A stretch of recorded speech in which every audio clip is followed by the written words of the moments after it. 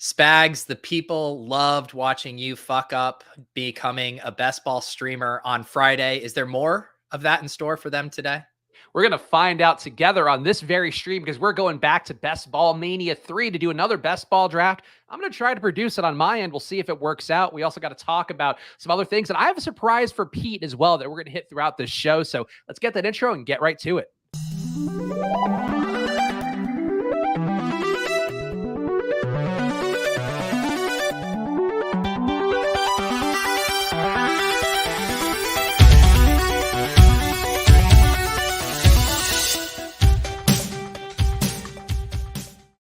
Hello, everyone, and welcome to another edition of Splash Play, the fantasy football podcast for every game under the sun. And once again, I'm Chris Spags, joined by your friend and mine, Pete Overzet. Pete, how are you doing? How was the weekend? I'm doing good. The chat, I've never seen the chat this frothy for a Splash Play episode. FF Child's here only to see if you can figure out how to size a browser window. Yeah, Josh wants Lion stacks. Silas wants Seattle stacks. Aaron here for the ultimate browser sweat. You really have the people just lining up, curious to see how today's going to unfold.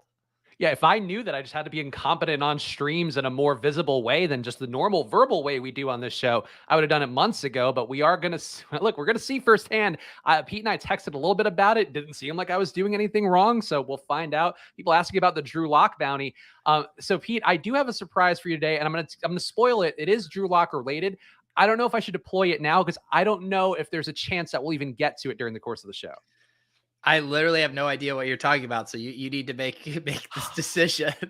I mean, you know what? I'm going to be brave. I'm going to tease it out. Let's get some plugs out of the way. First of all, make sure you are subscribed to Pete's channel as well as the Splash Play channel. We're putting out content on both. Pete as well, doing the Deposit Kingdom channel. So make sure you're subscribed to all three of those here. If you want to see all the stuff that Pete and I are doing collectively or individually. And also make sure to go follow at Splash Play Pod as well. We're putting out all the details about new episodes, clips coming out on TikTok, on Instagram Reels, on Twitter after the episodes as well. So go follow at Splash Play Pod. We also follow you back on all there because we care about you guys and want you guys to know that. And also make sure you check out footballoutsiders.com as well. Lots of great stuff going on. Obviously, data not going to be as big of a thing to purchase right now, but the articles are still coming strong. Lots of great takes. I talked last week about our guy Scott Spratt before he went on his honeymoon, put out some projection analysis based on veterans and how they're going to be getting worse this year based on the rookies coming in, the rookies who are in the best spots. There's lots of great content on there to supplement everything else you're doing right now if you are playing best ball like us on Underdog or elsewhere. So go to footballoutsiders.com right now and check that out. Pete, before we get into the draft, any NFL news you want to hit on? Because I saw the Fantasy Life newsletter. You're doing the evergreen football content approach, talking about free agent receivers, but any news you want to bring to people before we dive into another 18 rounds here? I haven't seen a lot of pressing news. I mean, there was some talk that Kenneth Walker might have a third down role. So Rashad Penny's ADP started dipping. I believe Sky Moore has a slight injury. The Bears front office is high on Velus Jones. I mean, we're in the lull before the storm here. Nothing too actionable right now. But yeah, we were breaking down, those last three big wide receiver dominoes with Fuller, Landry, and Julio. I think all of them are still pretty interesting. And there's some teams that clearly need help, like the Ravens, like the Packers. So yeah, I think they're interesting for best ball right now because you are getting a discount on them. Who's the least dusty of the three, Pete? Because they are older. At least a couple of them are much older. Will Fuller not as old, but if you had to grade them, which one is the most dusty?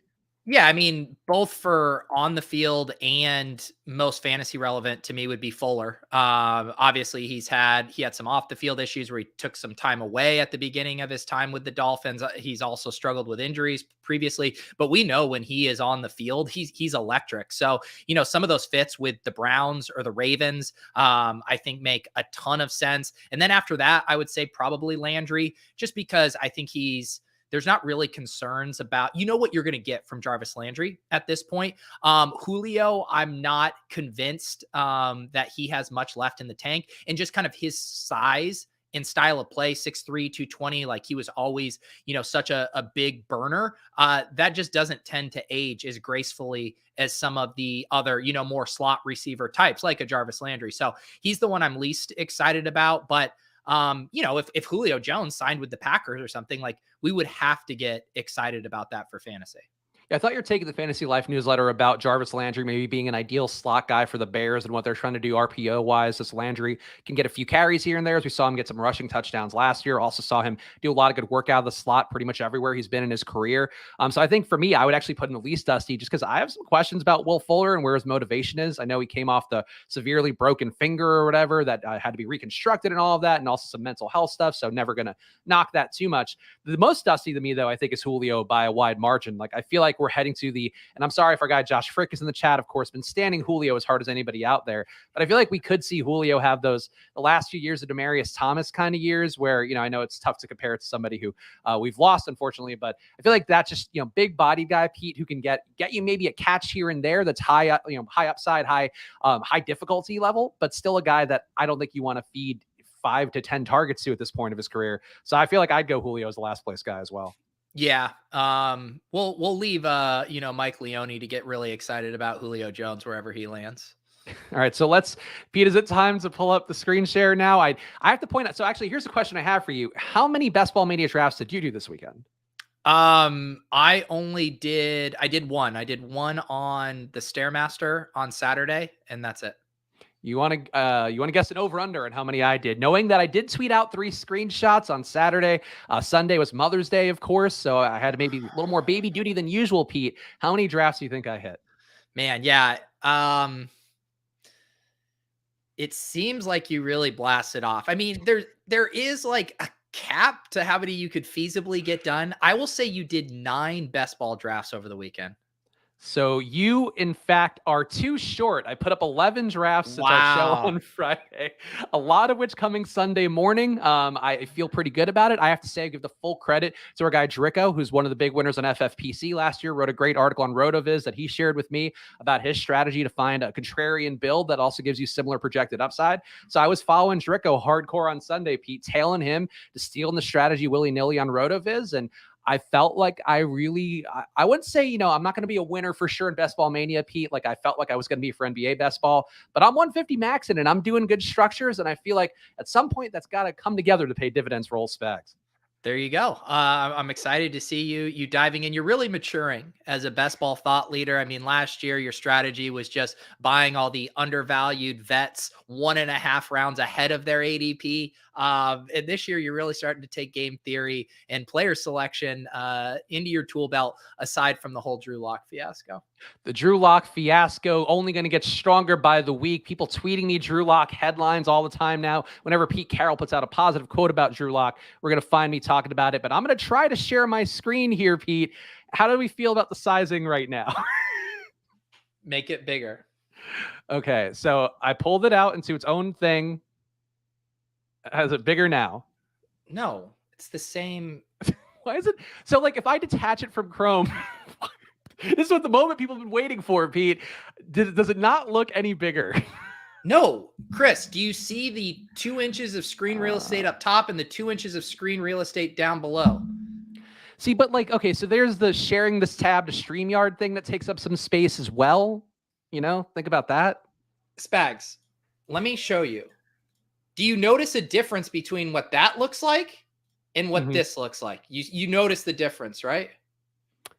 That I see where you're going with it. Yes. To be clear. That versus this. I want you to make this look like that. Okay, so what? All right, let me stop sharing. Now I'm going to try sharing again. This one. Oh, Pete's face. Pete also got a bunch of photos of me today too for our thumbnails. So Pete's really thriving in my genius. You want to know? This is how I'm feeling right now.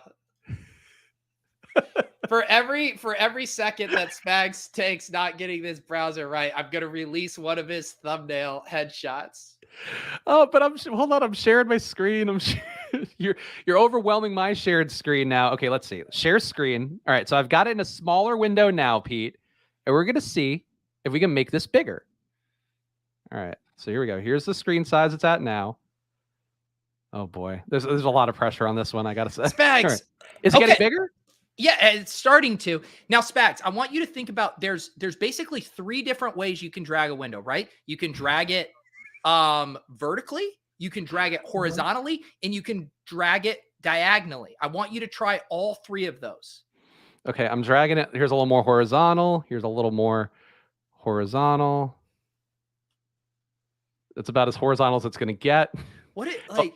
it's How also is this? How is this a thing?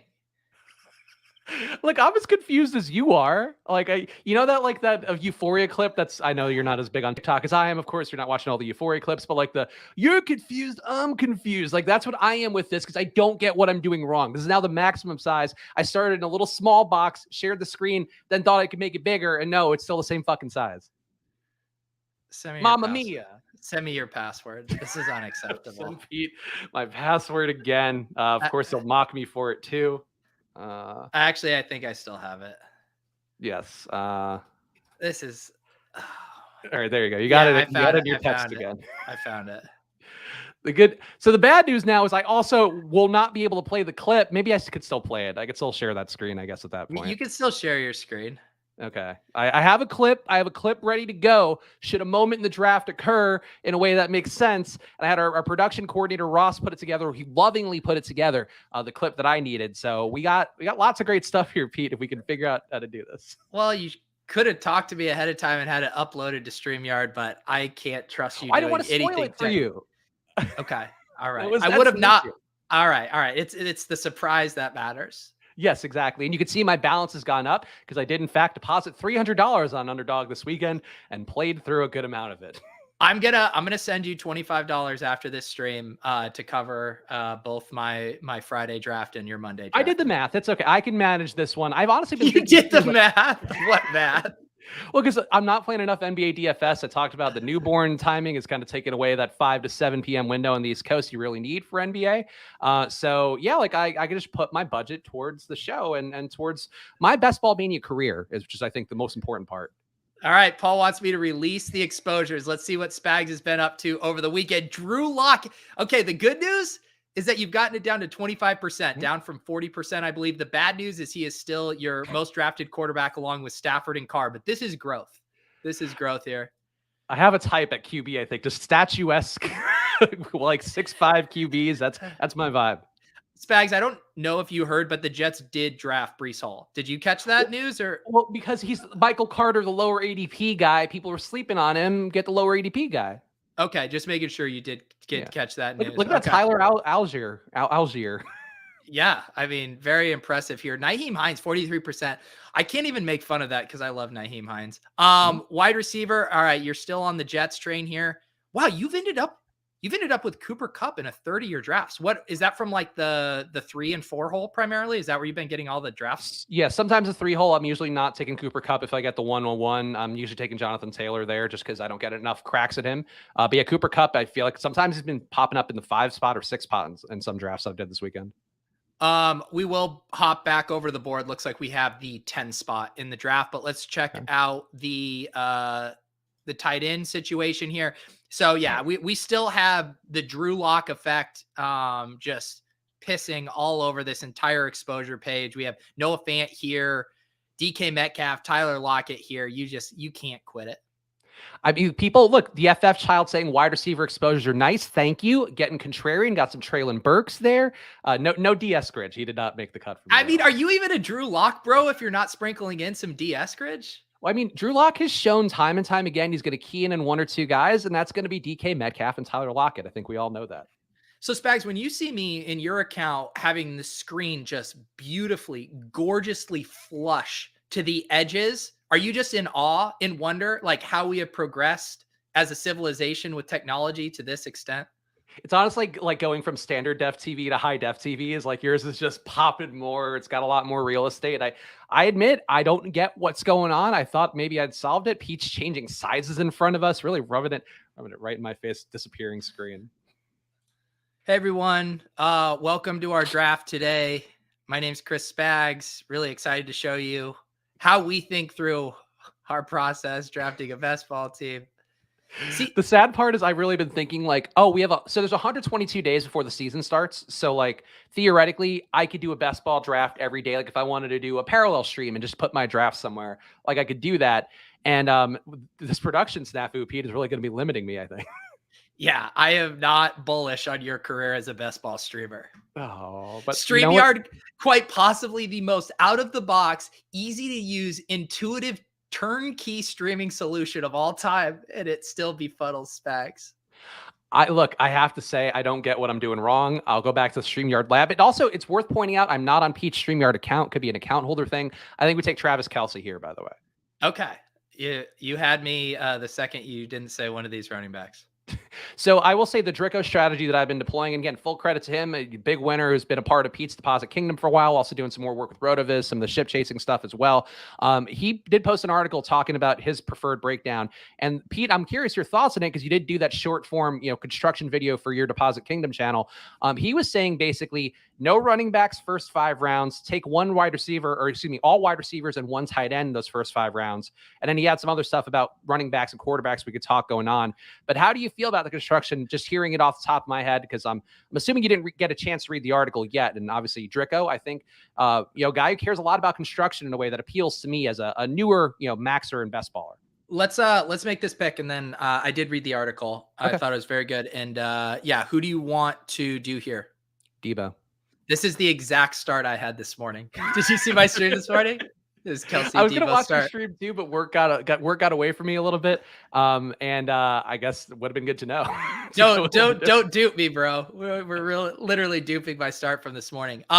Yeah. So my big takeaway from the Drico article was that, and his overall thesis was, there is value in having unique constructions and unique players when you get to the final rounds of this tournament, because what happens is there's this natural selection biased among the teams. Like we can look back to last year, ton of Cooper Kupp teams, ton of Mark Andrews teams, ton of Deebo Samuel teams, ton of Jonathan Taylor teams, right? It makes sense that the teams that move on all share this same basket of players. So we don't want to end up in week 17 and necessarily have not only the same players, but the same constructions as our opponents. We want to look for ways where we can have enough firepower to get there, but to be unique. And so obviously 0RB being the most underutilized construction across these tournaments gives you a natural diversification there. And then he was taking it a step further, looking at what are ways you can further diversify constructions. And a lot of that has to do with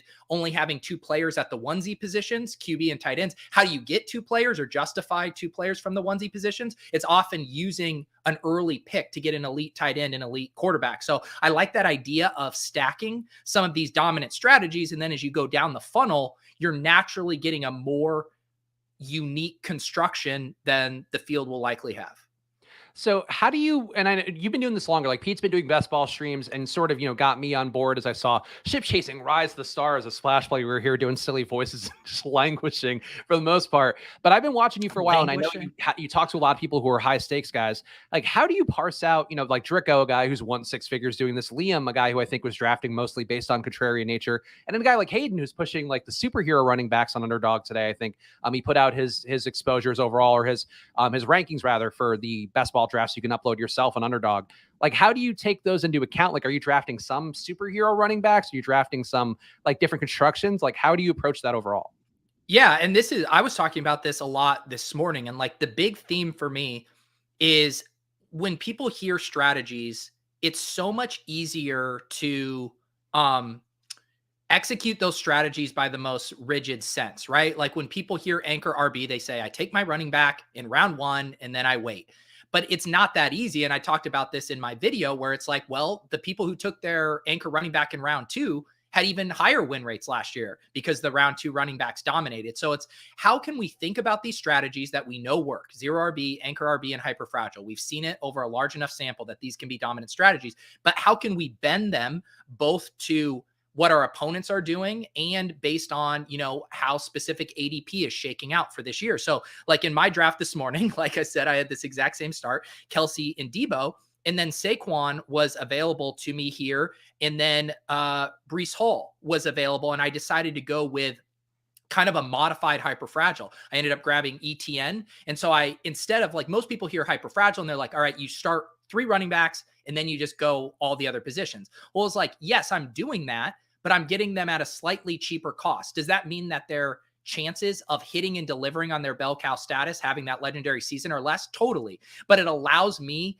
to still fall into a structure that's proven successful while taking on even more risk / upside in kind of kicking that down the road a little bit. So yeah, my TLDR is just like, think about these structures, but then be willing to bend them in a way that suits you. You don't want to be reaching 15 picks ahead of ADP just to like accomplish your structural goals.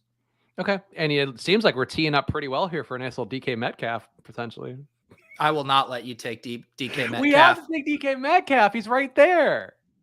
You seriously want another DK Metcalf on your account? Oh yeah, I do, Pete. Is this for a clip? No, this better be set. Is this setting up a bit? Well, let's see. How much time do we have before the next pick?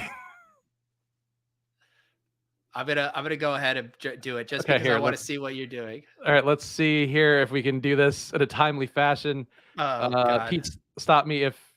Actually, no. Let's make our next pick before we roll the clip. I am so terrified to see what you're about to show on my YouTube channel. I think you're going to be really excited. Yes, it's going to be getting you barred permanently from YouTube. That's the goal. What, Spags, I saw too, because you were posting some of your 0RB screenshots. It was, people are shook that you've become a 0RB, bro. That's true. Yeah. Nolan Kelly, one of the heads of content over at Osmo, did not like that, was going RB heavy, which threw me for a loop. Michael Pittman would be my choice. I could also go Brown or Godwin if you feel I do not think I've had a Pittman share yet in BBM3. I'll do that. One thing that I was thinking through this morning, and this is the case for me right now of not going with Kelsey early, is this price on George Kittle is absurd to me. Being able to get George Kittle at pick 40, and I don't think it makes sense in our construction to take him there when we have Kelsey.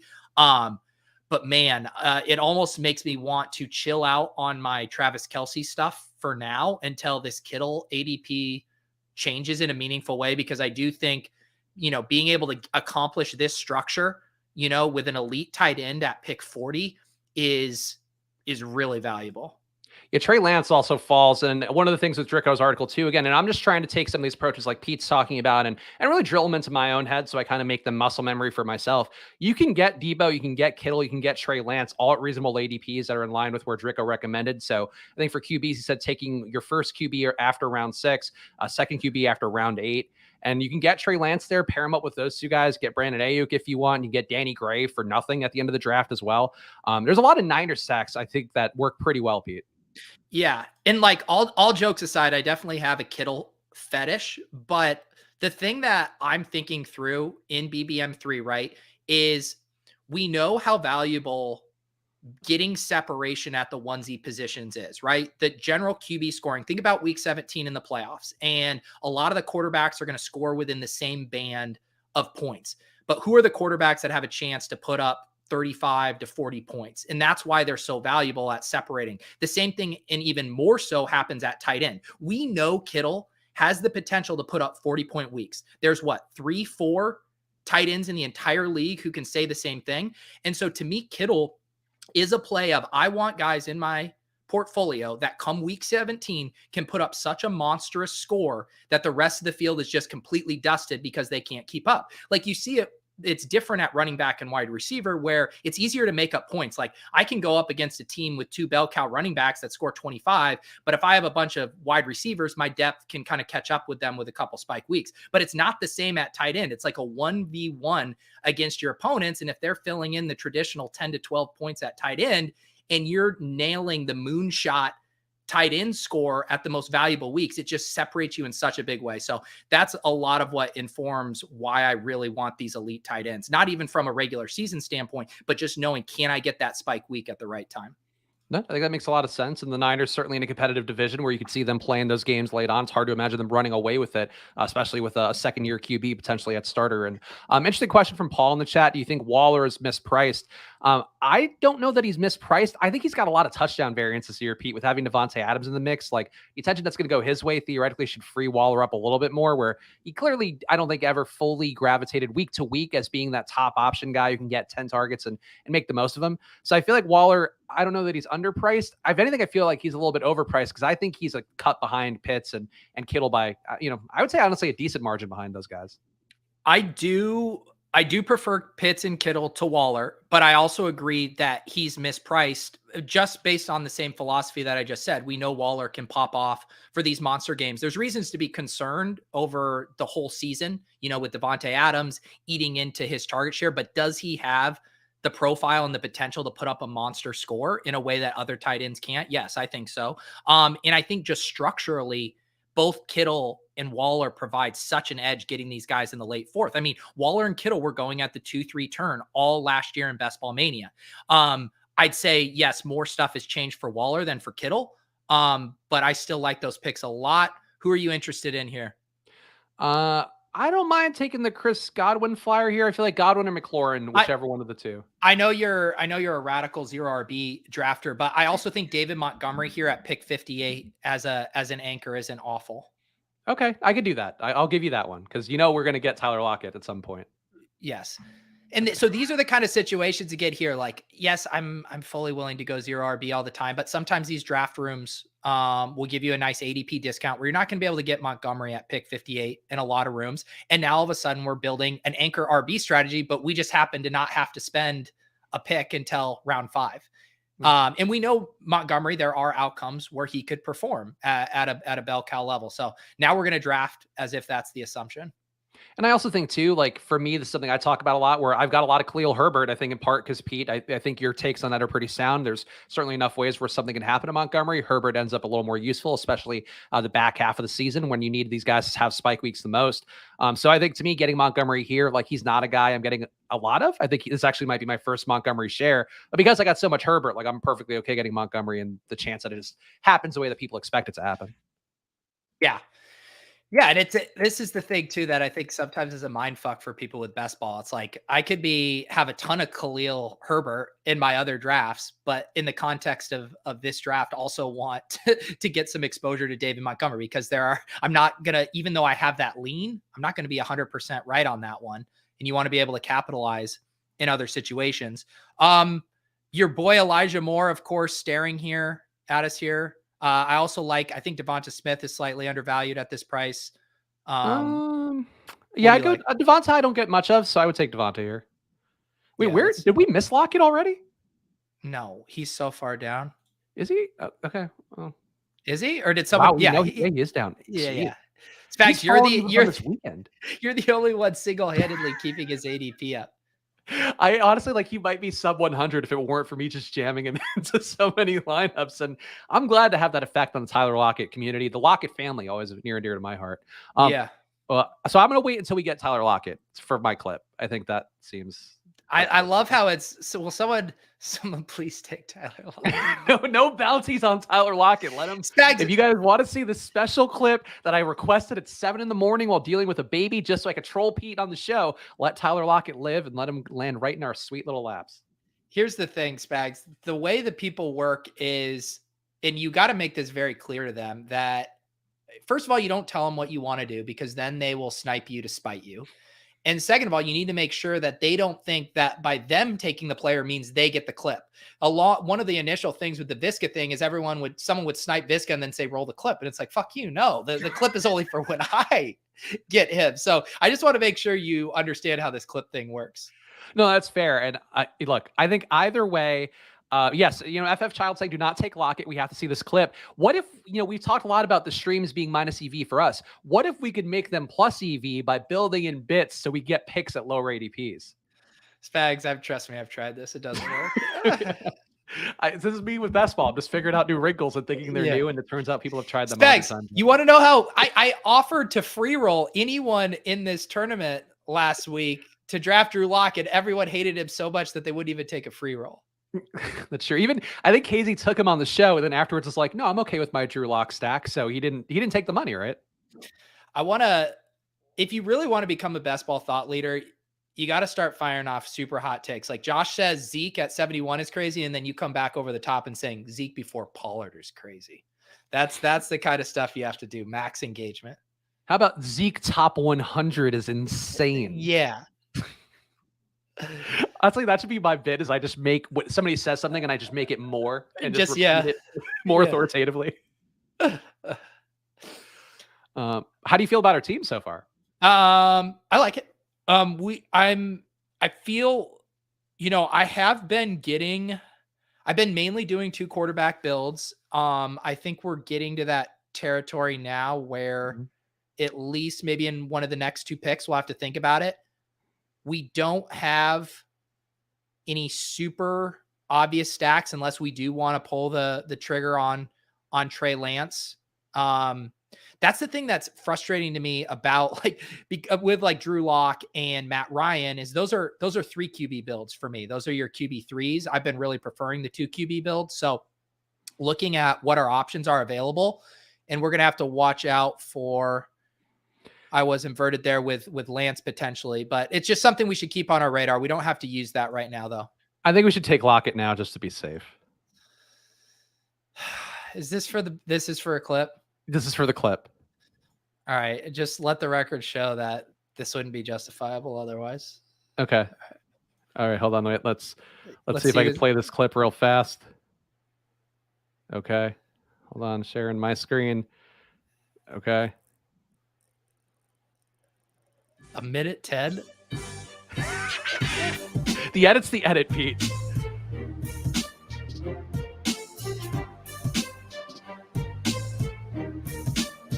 Of course, your computer's too slow to even play this at a non-glitchy it's clip. playing it beautifully on my end. I mean, honestly, you want to experience every frame of Drew Lock if you can. So you're getting us demonetized today for a Drew Lock montage? My thoughts exactly. What the fuck am I thought there was going to be some humor, some creativity to this. You literally just stitched together fucking Drew Lock highlights? To be clear, I asked our production coordinator, Ross, to put it similarly to the Visca clip, and he did his best, and I think did a great job. I don't want to throw Ross under the bus, but what the people are pissed. I think the people are loving it. Chat's going crazy. Ladies and gentlemen, this is not how you do a highlight clip. Good. I can't believe that this was teased at the top of the stream. We are on the clock. 1 second. Shit. Oh, no. That's okay. I mean, we're not going to stop. We can get Jalen Tolbert late. Oh my God. What a disaster. I mean, Drico says taking a QB here is optimal, so we're fine. We're fine. Here's what I say, Spags.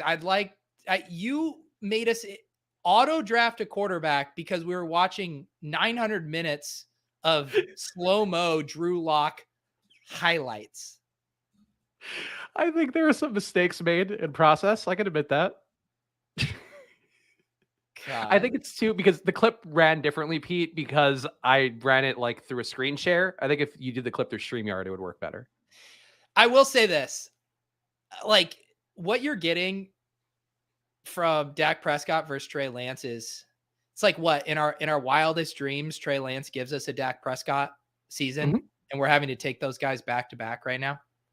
It'd be nice if we got CeeDee Lamb. Like, I would say that, but like, again, you get Tolbert really late. Tolbert, there's Sal Vetri puts out some interesting threads. I think he's definitely doing a little engagement farming and putting together these like 30 tweet threads that I think have had some interesting data in there. And one of the things like Jalen Tolbert was like had all-time yards records, like relative to shares and target shares and stuff like that, where I could talk myself into just getting Dak and Tolbert and James Washington late and hope that one of those guys bubbles up. Yeah, I mean, that is the nice thing about the elite quarterbacks is there's generally pretty cheap backdoor stacks that you can do because you know that they can support a lot of different pass catchers. It looks like, did we already lose? Schultz already went. Yeah, he's always I think in my draft this morning, someone double tapped. I think they were at the 7-8 turn and were able to get maybe it was the 6-7 turn. They did Dak and Schultz, which I like that combo there. Also, Pete, I'm texting you the Drew Lock clip just so you have it ready in case you ever need to go that way. No, it's yeah, that I can't find that in my inbox. I don't know how that happened. Pete's been asking me to do, we're both, as we talked about on the show, we're trying to do more to make this show a full living ecosystem and all of that. And these are the kind of things, Pete, you want photos of me, you want Drew Lock clips. I'm bringing them all to you. This is what I'm going to do. Send me that clip. I'm going to speed it up to like an 8x speed, and then we can watch the highlights in about 4 seconds. Honestly, the clip that Ross took for that from was like an 11-minute clip of Drew Lock 2020 highlights. So there was a lot of highlights of Drew Lock that year. Let the record show there's a difference between highlights and literally every throw he's ever made, because I'm pretty sure that was all it was. He makes some sick throws. That was from, you know what, Ross? Ross can get a job doing moment curation for NFL All Day, where you get all excited to watch the moment, and then it's just like a 4-yard crossing slant. I think Ross is like 21, 22. And like, imagine him having to watch those fucking 1980s guys who were getting in the all day pack and have to parse through some tracking video VHS tapes to make clips for NFL All Day. Not my ideal, I'd say. Yeah, there you go. There's a Photoshop job for someone. But I think if you see that Drew Lock clip, like imagine DK Metcalf doing what Tim Patrick did. Would we agree that DK Metcalf is better than Tim Patrick? Yes, Spags. I will agree. So to that. like, it's like getting the fucking Charizard. You're getting the like your little Tim Patrick's a Charmander, and then you're getting DK Metcalf the Charizard. All right, I'm not even letting you have a choice on this pick. I've been waiting for this one a mile away. We are taking. Did someone already take Gallup? They might have. Fuck, Scooby. God damn it. We can take a running back. We're taking Tony Pollard then. We have to get some. I can't believe Shuby. What are you doing here? Oh, this was payback because we took Devonta Smith from him. He decided to take Gallup. That's all is fair. All is fair. Love and war. More like Shuby. Get out of this draft room. Goodness. You guys love it. You love to see us in max pain. The views go up the more that you suffer during a draft, Pete. I think there's one correlation play that we can't dispute. I have such my best ball breakfast. I'm in this Zen state. I'm just getting to, have a really leisurely start to my morning. And then I come here and I'm just like stressed out, start to feel knots in my stomach. Now you're starting to know why there's just always weed flowing through my system. You got to fight that off somehow. God. Shout out to everybody watching live, though. 83 people watching live. We appreciate it. Hit the like button. Come back Mondays and Fridays, 2:30 p.m. Eastern. We're doing shows. Chase Edmonds here, pretty juicy, but I don't. Any of those you could talk me into. Yeah. I'm just looking at the board. I was trying to see. I do feel like wide receiver really starts to fall off here. I wouldn't mind a Tyler Boyd. Okay, we can do Tyler Boyd. I just want to get to 6 running backs. Again, I'm following Dricko, but Dricko is my gospel right now. I'm doing everything that he says, and I'm just going to hope that it leads to similar results. I like how I've done like virtually 2 monologues on this show about not getting so rigid with how you think about structure, and all you're like, I want to get X out of this. I want to get X out of this in this specific route. Spags, I'm willing to give one each way, but I do want to get at least 5 running back. I guess we took Montgomery a little bit earlier so we could justify 5, but I'd like to get to 6 if I can. Yeah. The FF child, all my coworkers have to be wondering what I keep laughing at my desk. I wouldn't even know how to start explaining this. I can't believe you're watching this in the office. Put it on the big screen. Get back to work. Get back to work. Take everybody in the conference room, make them watch this. This is how we start to book those child birthday parties that we've been looking for. Silas also promoting Spike Week, doing a stream with BBM3 at 6:30 p.m. Eastern. So go check that out. We love BBM3. Silas also a great guy in the community too. So go check out some shows. Honestly, if you like doing best ball, I feel like this is the time, Pete, where you can learn to love some content creators just watching them do best ball drafts in May. Yeah, I agree, Spags. So you got to really learn how to fill the space and make the most of it with Drew Lock clips. Let's talk through our QB2 strat here. QB3 is Drew Lock. We know that coming around 17. This is the thing. Like, again, like I said, Drew Lock is a QB3. Mm-hmm. He's a QB3 build. So we're going to have to make a decision here. I think we either go 2 really late, like we could do Jimmy G and Drew Lock if we wanted to do a QB3 build with Dak, or we get, a Tua, a Fields, Matt Ryan. Okay. Matt Ryan's probably on the fringe, right? You could probably get away with Dak and Matt Ryan with a 2 QB build. I think I would do Matt Ryan and Locke personally. You can get Alec Pierce pretty late too. Alec Pierce has some nice, grades out there for his measurables at the combine and all of that. Again, saw that in Sal Vetri's thread to remind me and make me feel good about Alec Pierce. So I wouldn't mind going Matt Ryan here. I don't think I have any Matt Ryan shares yet. Jason says, I've been out of the mix for a while. I pop in and Spags is all stiff for Drew Lock. Last year was Mike Davis and Melvin. Is this a bit asking for me? No, but hopefully you can notice the trend there, listeners and viewers, how Spags' flag plants go. No, I evolve. I learn from them. I hone my takes.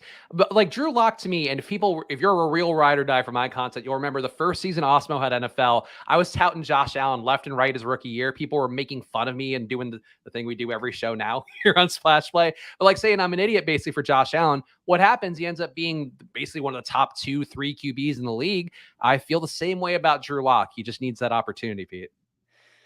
All right, whatever you say. I am glad we drafted Tyler Boyd there because this is a pretty juicy spot for running backs. Most of the best players on the board here are running backs. And so I think we can kind of pick our flavor here, unless would be if we did want to grab Justin Fields and then be done with quarterback. But considering all of the other stack options we have later, I think we should just grab a running back here that's not named Michael Carter. Yeah, I would support. I mean, Melvin Gordon, I don't mind because Javonte goes early. Ronald Jones, I've also taken some of the rookies, White and Pierce. I'm also okay with. So I'll defer to you. Yeah, I've been drafting a ton of White. You've been drafting a ton of Carter. Who do you want? Name it. Let's do Ramondre. I never do Ramondre. Okay. I don't know how I feel about his ADP. I know we talked about him earlier in the best ball season and felt good about him. And now there's more running backs in that room, and Damian Harris might be on the last year of his deal and probably not likely to come back. And I don't know if I feel good about Ramondre or awful about him. Yeah. It's tough. I mean, I know Sean Siegel over at Rotoviz is super, super high on Pierre Strong as a prospect. And I think it's safe to really be concerned about how messy this backfield is. I mean, you have 3 good running backs in Damian Harris, Ramondre, and Pierre Strong now, and you still have James White stealing pass work. So it's a nightmare scenario, but what have we seen from Ramondre? He has the ability to rip off big plays. Like at this point in his career, I feel like Damian Harris is more volume dependent to get there. Whereas Damian Harris, I know can get into our lineup with big plays. I think we should probably take another running back here. We can do Rojo, Rashad White. Who do you want? I take a lot of Rojo, a lot of Pierce, a lot of White. Madison, I also don't mind. So I'll defer to you. Let's go ahead and have some fun with Rojo. Okay. And people were talking earlier about Pat Kerrane. His and my share technical difficulties, and nobody I'd rather be lumped in with for both Rojo and technical difficulties than the great Pat Kerrane. Oh yeah, that was a very good comment.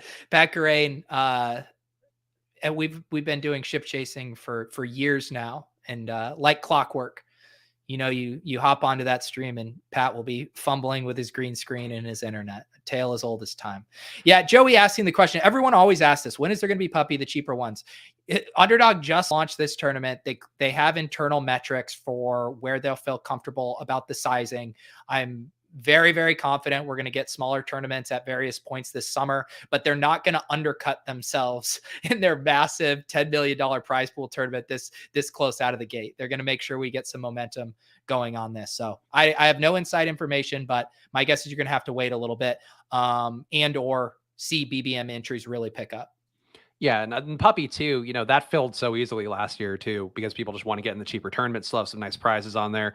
I think get your best ball mania entries in. Don't wait around for the Puppy if you just want to do some drafts. But, nobody's telling you have to draft 15 times in a weekend like some people do.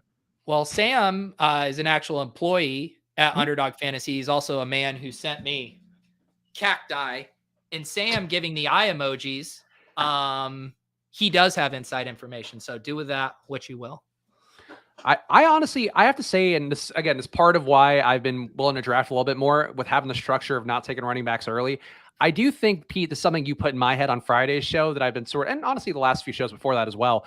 Like getting the rookies now, you can get basically every rookie running back round 10, round 15, and you can get all these guys and just hope their ADP rises up. And I feel like it does lend itself to a more zero RB construction right now. Yeah. Yeah, I mean, a lot of it's also it's a little skewed, right? Because all of my drafts that I do on Splash Play, Ship Chasing, or Best Ball Breakfast tend to skew very wide receiver heavy. So those pockets from what round 10 to 14 are pretty nice for the running back options. I assume throughout the course of the summer and in different contests, we'll see that pendulum swing a little bit more. Like what happens, the reason running backs get pushed up is because we collectively get overconfident on projecting volume. What are the things we need to get overconfident projecting volume? A lot of it is how depth charts are shaking out. We'll start to hear quotes, from teams. Like we were joking already about Rashad Penny's ADP dropping because of Kenneth Walker taking some pass down work. Like we'll start to get more of those reports and those nuggets.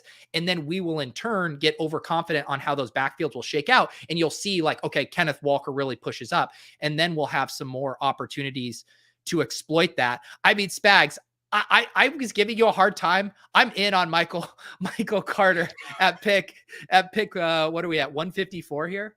Yeah, I think it's a good spot for him. I mean, Spiller too, I wouldn't mind it. I also wouldn't mind taking Matt Ryan, but I think we can get him on the turn. But Carter, like, there's a pathway for him to still end up as a bell cow back. It just takes Breece Hall having an unfortunate July situation, or showing up late to camp or out of shape, or I don't think those things are likely. But Michael Carter's getting that third down work regardless, I think at the top. But what your point is the one that makes him more attractive to me here is, again, just the contingent upside, right? Like, and we also have been extremely wrong on running back evaluation. I mean, I'm not saying Breece Hall is Clyde Edwards-Helaire. He's a much, much, much better prospect than him, but we've seen these first round running backs, or he wasn't a first round pick, but these first running backs off the board fail before. And, it's another one of those spots where I just like to take advantage of those ADP dips that you're not going to get in other leagues. Like where you're probably not going to get Michael Carter at 154 and other ones. So it kind of fits with what we're doing structure wise anyway. So I don't mind the stab.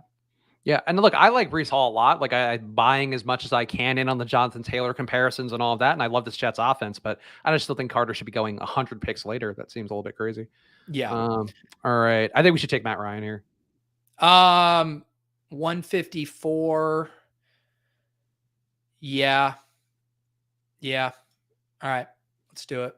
Yeah, it's a long wait so that those picks to come back around. And so, we've made some enemies in this draft. Are you gonna make, are we going with a QB3 build with Locke? Because if we are, we need to figure out the rest of our construction here. Yeah, I mean, but Locke's gonna be there 17 and 18. So I know he's gonna be there. I couldn't pay people to take him, Spags. I know he's going to be there. I'm just saying, I think you could justify a 2 QB build with Prescott and Ryan, but if we're sliding over a luxury pick to take Drew Lock for the bit equity, then that means we're clearly going with a 2 tight end build. I think we should probably be grabbing our tight end 2. I guess it doesn't really matter since we took Kelsey. So then that's 1 pick on Drew Lock, 1 pick on our tight end 2, which leaves us with 2 more picks. So we're probably going, I think we're obviously going at least 1 more wide receiver. And then I think we could go either 6 RBs or 8 wide receivers. Yeah, I think that's fair. I think 2 tight ends works for me. It would be nice. I don't think Noah Fant's going to make it back to us. I feel like Njoku and Fant always get sniped a little bit earlier than I would personally like, no matter what draft room I'm in. I think you're just so in your own Seahawks world that these ADPs are just, you live in a warped reality. Me and all the 12 men are out there. We're just thriving, rooting for the Seahawks. They're going to be back. Legion of Boom, Pete, back once again. You are never going to see that clip in its current state ever again. If you ever see it again, I will have done some light editing to it. Pete, you have the full version in your text messages right now. No, don't. I already said that. You can't send it to me over text message. It compresses and all this shit. This Apple to Android. Just share a Google Drive link with me like a normal person. Okay. I had to pull up my photo album that I gave to Pete earlier, so that's it's like cringy, but I think I made good faces. Like I think those are good thumbnail faces. Let's see. How do we feel about this thumbnail face, guys? It's like for sleepers. Like, oh, we have sleepers. What is this one? Is it eating an invisible yes. sandwich? Yeah, what is do your worst with this one, internet. God, this one's ripe for the Photoshop picking. I tried to give you a range of things to use because I haven't given you enough thumbnail resources, and I want to be a supportive podcast partner. Thank you. Whoa, what just happened to our Draft screen. Went white mode fast. No. Look at the queue. The queue is our roster. Oh, there it went back. We found a glitch in the matrix. Oh yeah, that was just our team. Yeah, that was weird. Yeah, I hope everyone's hard at work photoshopping that photo. But Paul thinks it's not a sandwich. What do you mean? I mean, I don't know who we're. Are you really gonna ask, Spags? Are you really gonna ask what you're eating? It's a sandwich. Like, I'm eating a sandwich. Please do the Spags. Are we gonna draft Noah Fant? I think we must. Yeah. How did this happen? You know what? This draft room is sick because all the exposures I was making fun of, Michael Carter, Noah Fant, now the room is giving us to them at like a 25 plus ADP discount. Also, Bowling saying, quote unquote, step bro shows step sis how to eat a sandwich. We would be getting a lot of views, Pete. I mean, Brian and I, one of our most viewed videos is because I put naked yoga in the title. Maybe I label this one step bro show step sis how to eat, and I just throw that photo up there. It's a good photo. Look, I committed to the bit. I committed to the thumbnails. It's all I can do. Nick, it's not necessary to do anything with Drew Lock, but I'm just, thank God this is on Spags' account. I feel so vindicated for telling Spags I wasn't going to be drafting this shit on my account. I feel vindicated to have $1,000 wagered on Drew Lock this offseason. Disgusting. Look, when you have beliefs, Pete, it's important to dig your heels in and never back down off of them, no matter how many smart people tell you you're wrong. All right, we're up next. I wouldn't mind. I could take a flyer on Mechie. I know your boy Tyrion Davis Price is there. I don't mind that either. All right, let's do Davis. Not Mike Davis. Shit, are we gonna really get timed out of this? There we go. No. Nimble fingers to the rescue. Fastest fingers in the biz. All right, so I think so. I'm gonna put Lock in the queue with just the hope that someone takes him, as just like a permanent reminder. He's there for the taking. No, he's not. You don't want him. You don't want. He's bad. Everybody out there, he's a bad player. He's a bad man. You don't want him in your life. Did we miss out? Who did we take over Tolbert? Because that was who we should have gotten for our Dallas double stack that we didn't get. I honestly didn't even see Tolbert go. Who took Could have been during Tolbert? the Drew Lock clip. T-Bear took him. Okay. I don't know what we could have done differently there. Well, you wanted us to take Matt Ryan. We definitely could have punted that down. We should have taken Tolbert over Matt Ryan. It's a possibility. Yeah, I mean, no, Josh. To the contrary, this will not suck when Drew Lock doesn't start a game. In fact, it'll be the greatest victory lap dancing on Spags' grave that you will have ever seen. When Drew Lock starts 17 out of 17 games and throws for 4,000 yards and runs for 750, along with 15 rushing touchdowns, oh, you all are going to rue the day. I can't. We really are. I mean, Josh brings up a good point. No one wants Lock because we've literally taken every stacking partner. If you don't get the Drew Lock triple stack, are you really doing your job as a best baller? That's the question I have. This is so disgusting. You're having the time of your life. I got to run a clip. I don't have to produce the show. We got to make fun of me. We got some thumbnails. It's a great day, Pete. Pete knows a lot of things going on right now in my world, and it's just great times here on Splash Play as always. I should empty your account on a pick'em right now. I don't do pick'ems, Pete. I'm only best ball. Wow. All right. We need to think of a wide receiver that we're going to take. I'll give you Romeo Dubs as a give back. As a give back? This is like the worst negotiation ever. That's your olive branch back to me is Romeo Dubs.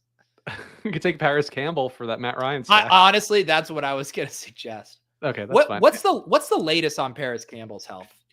He's probably okay. I didn't even realize Zach Pascal was on the Eagles. Like, that feels relevant to everything going on. Yeah. I Google Paris Campbell news and everything is about Alec Pierce. Yeah, as it should be. Alec Pierce is a top 5 combine guy. We all know that. Get out of here. Sir Shibe saying Drew Lock MVP. That's one more believer out there.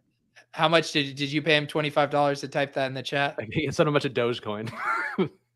All right, let's take Dusty ass Paris Campbell. Sorry, Okay. that was mean to Paris Campbell. You're fine. Yeah, he's more just perennially hurt than he is Dusty. This construction, this 3-6-7-2. I mean, I wish there was a wide receiver that would actually make sense to take. So, but I mean, once we have the Drew Lock triple, it's just like there's no. What other free agents could? I'm trying to think who could Baker. I'd almost rather take Baker Mayfield and hope that he ends up. This is what happens, Spags. You start to galaxy brain your Seattle triple stacks early with some Baker Mayfield exposure. I should definitely take 1 or 2 shares of Geno Smith. I don't think Baker's getting traded there. I think if he were to get traded there, he would have been traded there already. I love how you're hedging your Drew Lock with Geno Smith. I mean, just I'm not really hedging it. I just think I should put $50 towards Geno Smith if I'm going to put literally $1,000 towards Drew Lock. Someone, Pacelli, Alex, I'm begging you, please draft Drew Lock. Don't do it. Don't do it, Pacelli. Not on my watch. But Pacelli, come on, don't draft Drew Lock. Yay, run the Hang club. on. Sad trombone. Wah, wah. And that's a Drew Lock. God. This is disgusting. So now your exposures are going to be back up over 30% on Drew Lock. Honestly, I've put in enough entries where it still might be under 30% because that's how my life's been going. You have a sickness. Great Mother's Day, though. I can't even judge. I drafted Sky Moore and LaVisca this morning. It is what happened. No, we're not. We're not. No. Never. The people want the clip rolled, and I get it. I will, Venmo. It's in our Splash Play share, Pete. If you wanted to run the clip, you could run the clip. I'm not. Like I said, I will have that clip, but next time you see it, it'll look much different. We have 1 minute left, Pete. You could just run the clip, and then we're done. No. And we're free. We've all had enough. This is, you blew your load on the Drew Lock clip before we even fucking drafted Drew Lock. You made me draft. Okay, let's walk through Spags thinking about this clip. First, he thought about playing it at the top of the show. He almost played it at the top of the show, and then he said, oh, well, I'll save it. So that was 1-1. Then he wanted me to take DK Metcalf because he was thinking about rolling it after DK Metcalf. Then he wanted me to take Tyler Lockett. He was thinking, then we did roll it after Tyler Lockett. You couldn't have just waited. You knew we were going to get Drew Lock. We could have had a nice payoff of ending the stream with 6 minutes of Drew Lock checkdowns. Honestly, we probably could have spiked viewers by just holding it off. But I didn't know. I wasn't confident you're going to let me. Oh, Corbin. Oh, boy, what you have missed, chap. This poor Corbin comes in here, doesn't get made fun of, doesn't get to see a Drew Lock highlight reel. What does he have going right now, Pete? Is Pete typing something mean? Oh, sorry. I was updating the name of this team, which is fair. I think it's funny too, that you could see all of my non-named entries in there, and then it's just our us doing a casual amount on shows. I can't run off to Mexico because of Pete. Yes. I think we drafted a good team, though. I don't. You got Matt Ryan, got Dak Prescott, a little bit something for everybody on that team. Yeah, nothing makes you feel like you stuck the landing like drafting Matt Ryan and Drew Lock. Well, make sure if you want to play an underdog along with us, we don't know for sure about the puppy, but we got underdog employees like Sam talking about maybe it's coming up soon. Either way, probably benefits you to go deposit over an underdog and use that promo code SPLASH to match your deposit up to $100 on underdog. It's $100 free to play with if you deposit $100 of your own. So go take advantage of it. Play in the Best Ball Mania. You might find me in a lobby really any hour of the day, especially morning times, though. We might find Pete in there. Who knows? Go play over an underdog. Use the promo code SPLASH. Pete, what's your show schedule coming up? My show schedule coming up tomorrow, Club Top Shot, Wednesday, lulls and ship chasing, the usual ordeal. All right, and I will be back on Friday on this stream. I'm actually going to do some schedule previews on there. We were going to find a fun angle for it, but Pete and I have to think about it a little bit more. But the NFL schedule coming out this week, so maybe we'll draft our favorite games, something like that. But we'll also be doing a basketball draft on Friday, so come back then. Follow me at Chris Spags, follow at Peter Overzet, follow at Splash Play Pod. We'll see you guys on Friday at 2:30. Bye. Oh wow, Spags. I just want the record to know I tried to play the Drew Lock clip and it didn't work. So you guys don't get it. Peace.